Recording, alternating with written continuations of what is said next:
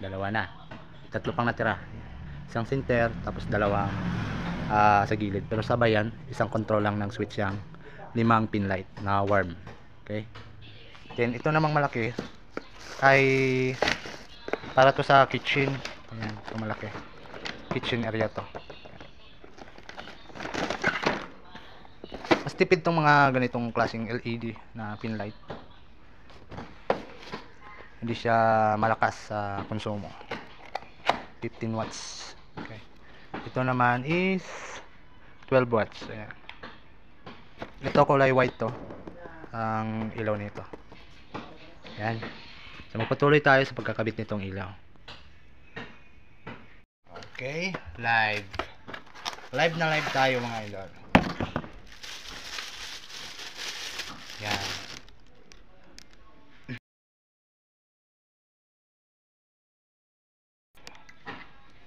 Itahin natin sa inyo na live to. Ayan. Ayan siya. Ayan.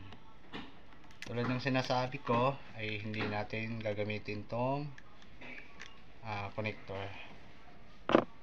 Ayan. So, splicing yung ginagawa natin.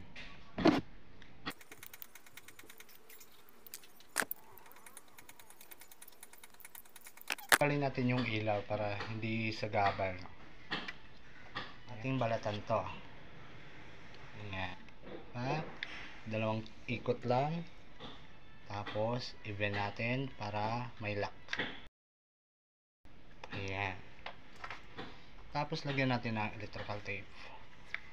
Ayan. Basic na basic lang tong ginagawa natin. No?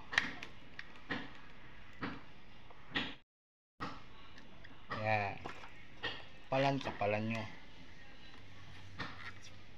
For safety naman yan yung ating purpose. No? Ayan. Okay. Okay. Tapos ipasok natin yung driver dun sa loob. Turn on. Turn on. Ayan. Okay ba? Okay na okay.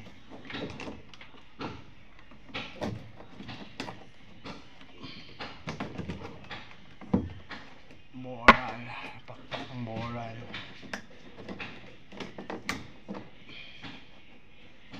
Yan. Goods.